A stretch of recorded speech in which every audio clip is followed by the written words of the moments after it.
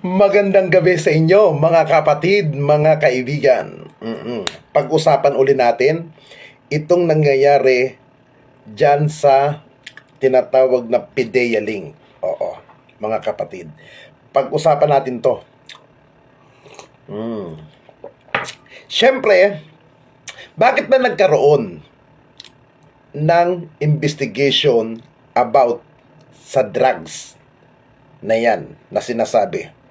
Hindi ba kung maaalala po natin ang investigasyon na yan, at kung hindi po ako nagkakamali, pakicorrect po ako mga kaibigan ha.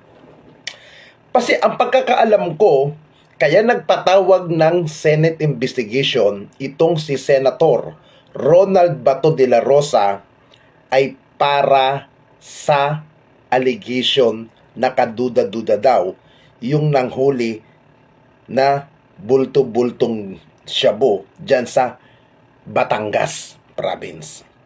Di po ba? Now, kung yun ang pakay, walang problema. Para malaman natin kung legit ba talaga yun or gawa-gawa. Di ba? Yun ang gusto natin malaman eh. Pero, ang nakakapagtaka dito, mga kaibigan, bakit naipasok sa eksena dito sa investigation itong si Jonathan Morales? Hanggan sa kung sino-sino na ang mga itinuturo. At yung mga itinuturo ni Jonathan Morales, pinapatawag na sa Senado, at yung ibang mga pinapatawag na allegation sangkot na sa ganon, parang nalilihis ata sa tamang issue. Nalilihis sa ibang topic. Di ba? Ito ang nakakapagtaka, mga kapatid. Bakit napasok si Morales? Ang pinag-uusapan dyan, yung about sa drug operation na ginanap sa Calatagan, Batangas. Di ba? Yan ang pinaka-main subject di umano ng investigation. Base sa pangunawa ko at base sa aking pagkakaintindi sa ginagawang investigation na yan. Una, sila DILG Secretary at ibang mga opisyal ng PNP sa Batangas ang ipinatatawag. Pero, bakit napasok ang isang Jonathan Morales?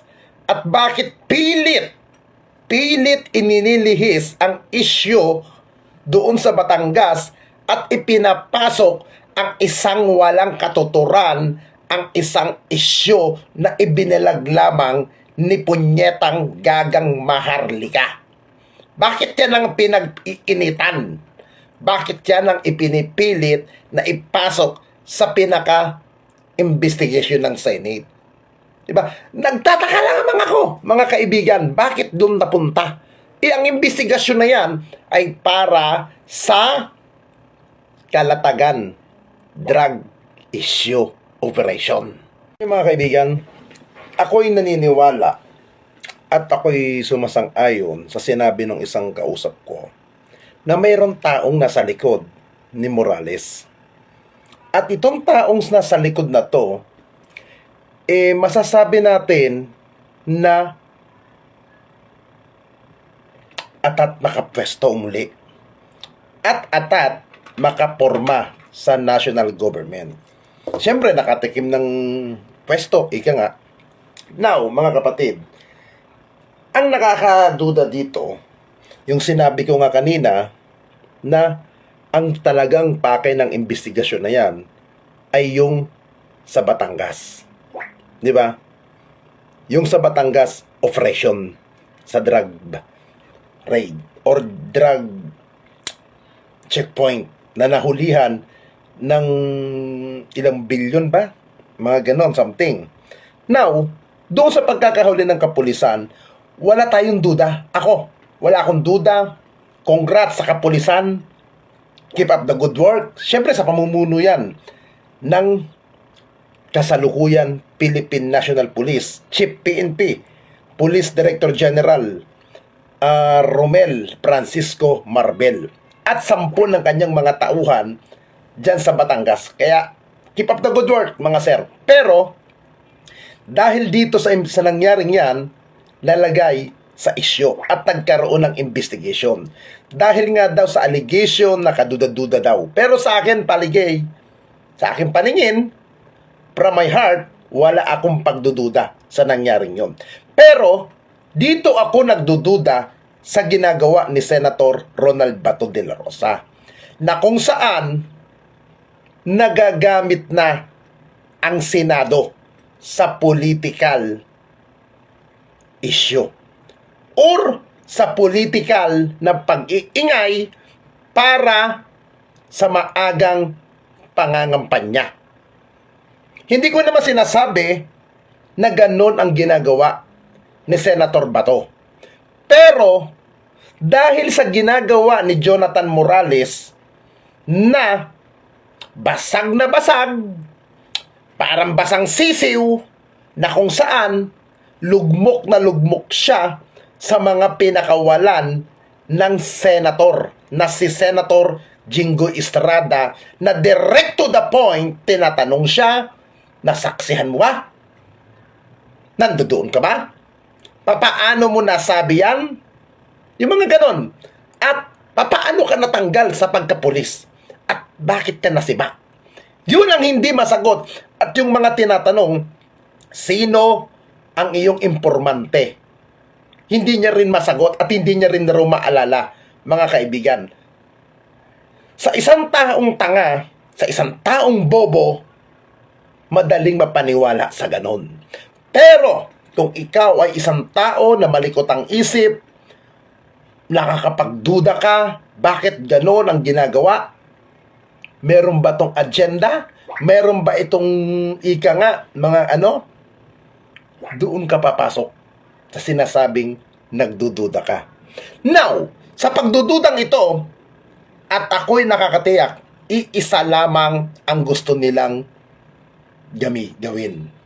Ang hiyain, pabagsakin, at kalakip niyan ang ipa-impeach ang kasalukuyang liderato ni Pangulong Bongbong Marcos. At para nga naman, sino ba ang pwedeng ipalit kay PBBM? Di ang Vice President. Sino ba ang Vice President ng ating bansa? Kilala nyo naman. Di ba, mga kaibigan? Now, maging paladuda tayo.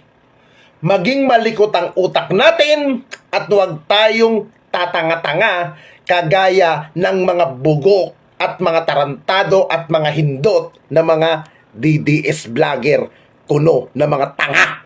Ito pa, mga kaibigan, ang suggest ko sa Senado o sa Kongreso, ang dapat gawin dito, bakit lumabas itong link na ito na sinasabing document daw di umano sa papel na yan. Alam niyo kung ano unang dapat gawin ng Senado or ng mga operatiba or ng investigation or ng National Bureau of Investigation? Imbestigahan sino ang nagbigay ng mga palsipikadong dokumento kay Maharlikang Gagar. Yan ang pinaka-the best. Sino ang mga kasabwat niya para wasakin, hiyain at sirain ang imahe ng kasalukuyan administrasyon. Lalong-lalo na si First Lady Lisa Araneta Marcos, na kung saan dito sa mga vlog ni Maharlika, puro Lisa Marcos ang kanyang mga pinagsasabi. Kung hindi si Lisa, si BBM. Ngayon, sino ang mga nasa likod niya? At yun naman ay kilala naman natin, yung kapartido ng administrasyon. Alangan naman ang magagawa niyan ay mga tao ng kasalukuyan administrasyon. I not believe kung hindi ang mga taong nakadikit sa dating administrasyon ang maaaring mga tipster ni Maharlika. Yan ang pinaka-the best na ang gawin, imbestigahan at pag natukoy, panagutin ang mga taong yan. Yan ang pinaka-the best. Sabihin na natin ito, advice ko. Suggest ko lamang ito. Kung nagawa ito dati kay dating Pangulong Gloria Macapagal Arroyo, na winawire tap mismo si dating Pangulong Arroyo, bakit hindi i-wiretap yung mga taong pinagdududahan? Di ba? I-wiretap ninyo. Kung talagang pursyot na maimbestigahan at para mapanagot ang mga putang inang yan. Dapat panagutin. Kung sasabihin nila, illegal ang gagawin, wiretapping, so what? Kung doon nakakakuha ng information para makabuo ng gathering ng investigation, i-wiretap ninyo. Di ba? Yun ang pinaka-the best. Kasi ako po mga kaibigan, hindi ako maniniwala na walang taong nasa likod ni Jonathan Morales. Dahil si Jonathan Morales, isang papit lamang yan. Isang aso lamang yan na may kapalit na halaga kaya umaatungal yung mama. Magpakatotoo tayo. Ilang taon niya na nahimik na.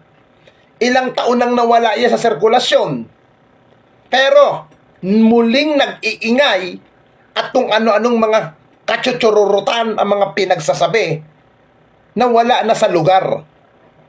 Now, biglang magpapa-interview kay Maharlika at doon ididildil niya si Pangulong Bongbong Marcos. Putang ina. Scripted ng interviewhan na yan nila Maharlika Na ang pakit talaga dyan, wasakin. Kaya itong si Maharlika, malakas ang loob because nasa Estados Unidos. Kung talagang gugustuhin ng mga senador ng gobyerno natin na mapaibalik dito sa Pilipinas, si Maharlika, kayang-kayang ipursot yan. Kahit sabihin natin na US citizen siya doon. Pwedeng panagutin ang puki ng inang babaeng yan na nanggugulo sa bansang Pilipinas. Pati ang estado natin ginugulo niya. Na ginagawa niya tayong katatawanan dito. Kaya 10 ng mga puki ng inang vlogger na nagpakalat ng mga fake news laban sa First Family ngayon, dapat panagutin. Hindi na yan part ng sinasabing freedom of expression. Hindi na yan part ng malayang pamamahayag. Yan ay maipasasabi natin at yan ay pasok sa isang paninirampuri lamang. Kasi kung hindi pananagutin yung mga vlogger na katulad ng mga ginagawa nila sa kasalukuyan administrasyon, ilang vlogger pa ang uusbong para gumawa ng mga peking balita at ikakalat sa social media. Hahayaan ba natin ang mga ganyan tao? Yung mga ginawa ni Senator Jinggoy Estrada rito sa kanyang press conference, napakaganda ng mga sinabi niya. Unang-una, totoo naman na nabasag niya at napahiya niya at nasunog niya at nabuking niya ang mga pinagsasabi ni Jonathan Morales na puro pinagtagpitagding kasinungalingan. Ito ba ang masasabi natin nakapanipaniwala, mga kaibigan? Na kung saan nakakapagtaka rin, mga kaibigan, bawat litanya ni Jonathan Morales at yung mga content ng mga DDS vlogger, tanginan yung mga to, iisang kumpas ang mga sinasabi. Iisang mga content, 10 ng mga gunggong na vlogger na yan para mag-ihatid lang ang mga fake news. Kaya ako, nananawagan ako sa mga senador, panagutin ang mga vlogger na mga to na naghahatid ng mga faking balita. Panagutin, lalo na kung ang ginagawa ng mga vlogger ay para hiyain ang kasalukuyan administrasyon. Hindi na po part yan ng malayang pamamahayag. Kasi darating ang panahon hanggat may social media na kung sino man ang gustong magsalita ng walang katotohanan, gagamitin na ang social media para mangwasak ng personalidad. Yan ang dapat gawin ng mga mambabatas natin. Sana para panagutin ninyo. At sana kay Senator Jinggoy, sana sir, ituloy mo ang mabuting ginagawa mong yan. At ako'y naniniwala, kakampi mo ang bawat sambayanang Pilipino sa gusto mong nais na makatotohanan. Panoodin natin ang ginawang press conference ni Senator Jinggoy Estrada. Mento, di na sa kanya. Siya nag-leak. Simple lang naman yan. So, dapat pa bang i-pursue ni Senator Bato de la Rosa yung investigation kung sa tingin? Well, it is the call of the chair of public order, Senator Bato, kung gusto niya i-pursue. Kasi ako, parang in-establish ko na yung ano, na talagang sa akin palagay, it's my own opinion, na siya talaga yung nag-leak ng mga information. At yung nakalagay sa information, allegedly yung nakalagay sa information na yun, wala naman katotohanan dahil I even asked the PIDEA if the named personalities that were named by Morales were included in the drug list. Wala naman daw. So, sir, ano yung motibo ng pag-release? Sa tingin niyo may tao behind Morales? That I do not know. I am not sure about it. Pero possible. Yeah, possible. There's a big possibility about it. Pero dapat sir na ano, yung ganong klase ng nag-leak ng classified document, dapat yung panagutan ito. Meron tayong batas tungkol dyan. I read, in my opening statement, I read that yung charge dun sa mga nagkakalat ng mga false testimonies, etc., etc. So, sir, parang kung ikaw yung chairman, hindi na lang ituloy sana kasi wasting people's money na yung nangyayari. Sa akin palagay, dahil sinabi ko na sinungaling siya, hindi siya pwedeng pagkatiwalaan, dahil wala naman talagang wala siyang ebidensya. Okay? Nilagay niya, ewan ko kung sino naglagay pangalan ni Presidente, pangalan ni Marcel Soriano, kung sino man yung mga ibang mga kilalang personalidad sa show business or sa politics. Wala namang makakapagpatunay. Pati yung PIDEA, hindi sila makapagpatunay na sangkot yung mga personalidad na sinasabi nitong si Morales. Sir, dapat bang mag-ibigyan na kasi pwede makadestabilize ito considering na si Presidente isa sa mga binabang. Well, as far as I am concerned, I've already established that the President is not involved. The President is not included in the drug list. And even Maricel Soriano. Hindi porket kalyado ko si Presidente, we'll just base it on facts, the truth. Pati hindi naman porket kasama ko sa industriya ng pelikulang Pilipinas si Maricel, hindi naman talaga, hindi naman din siya sangkot sa sa illegal na droga. Kaya will this affect yung credibility ng Senate hearings kapag may mga ganyang In fairness naman kay Senator Bato, what he wants is to know the truth. Yung buong katotohanan lang naman ang gusto niya. Wala naman siya pinapanigan with all due respect kay Senator Bato. Wala naman siya pinapanigan. Sir, pero nagagamit nga po ito sa politics kasi parang di ba sabi ni SP kahapon, pagka umattend kayo ng hearing ni Senator Risa, anti-Marcos na. Hindi, yun ang perception. Pero sa aking palagay, they are fair sa pag-imbestiga. Nakikita niyo naman sa pag-imbestiga ni Senator Bato, nila Senator Risa, fair and square naman. Fair level playing field. So, naniniwala kayo na not in aid of persecution, na hindi in aid of persecution. Hindi naman. Sir, allegation, okay na ba sa inyo na Committee on Foreign Relations, hindi committee na yung mag-investigate sa allegedly gentleman? Well, okay lang sa akin. Of course. Wala naman less job sa akin. Sir, secondary committee kayo, sir? I do not know. Sir, kanina sir sa hearing kanina. Hindi ko alam kung ni-refer sa Committee on National Defense as a secondary committee. Ni-refer ba? Baka primary committee yung Committee on Foreign Relations. Sir, kanina sa hearing ni Sen. Risa sa Pogo, yung na-read down na Pogo Hub sa Bamban was being used din to conduct surveillance at nagagamit sa hacking ang government website. Well, I am not privy to it, but the information that reached my office is that The owner of the Pogo, the biggest Pogo yata in Bonbon Tarlac, is a politician. Kasi may information na yung UK Ministry of Defense na-hack din daw po ng Chinese government. Yung Yung UK Ministry of Defense na-hack daw po ng Chinese government. Di ba alarming kasi? Well, that is a cause for alarm dahil kung yung UK Defense Ministry na-hack, pa kaya sa atin, baka there's also that possibility. I hope not. I hope that will not happen, but there's that possibility.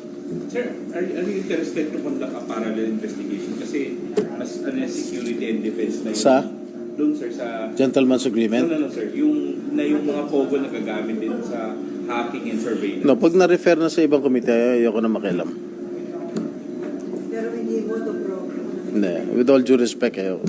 Na-refer na sa ayoko nang sapawan pa sila. Narinig natin ang mga binitawan sa press conference ni Senator Jingo Estrada.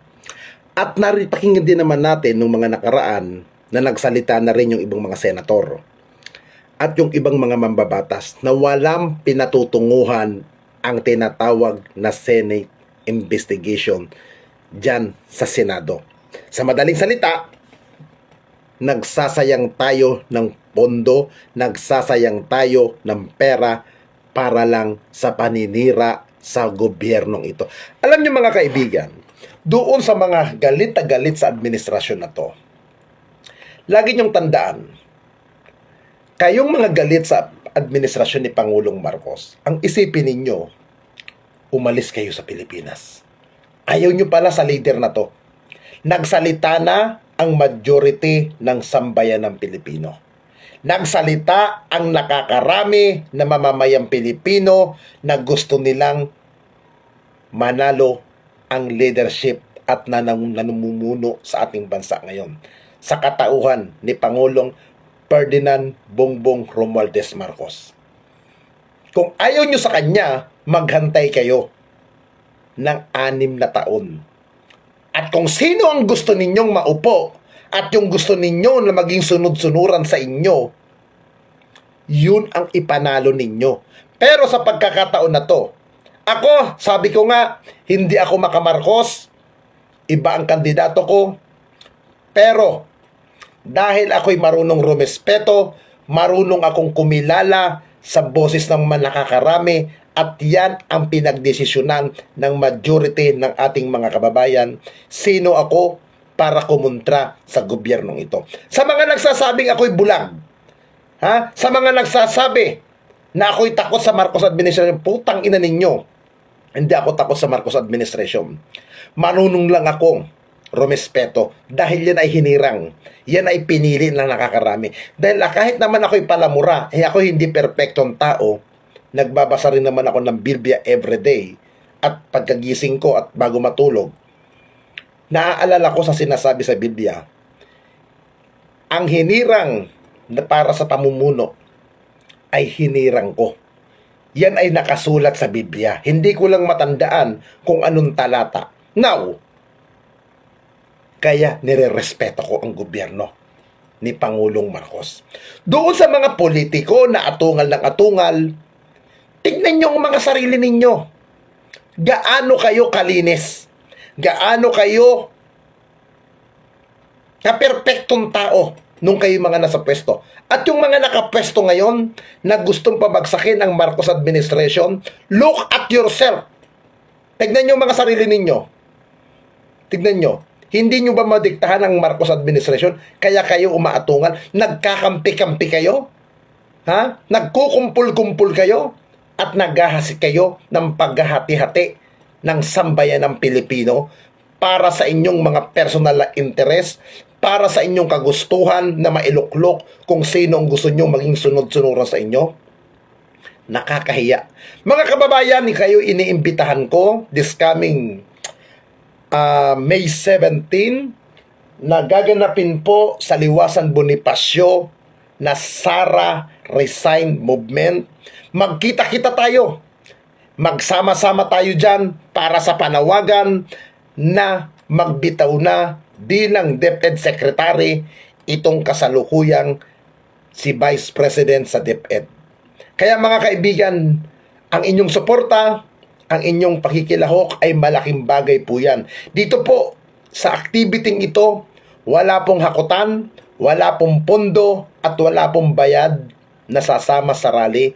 Ito po'y gagawin natin sa isang mapayapa at pagkakaisa na sama-sama tayong sa pagkilos ito. Muli, mahalin natin ang ating bansa, suportahan natin ang ating pamahalaan, at sa pamumuno ni Pangulong Ferdinand Bongbong Romualdez Marcos, magtatagumpay tayo sa hangarin niya at lahat tayo ay darating sa punto na maging proud Pilipino, pagkakaisa at pagmamahalan sa sambayan ng Pilipino. Mabuhay ang bansang Pilipinas. God bless to all.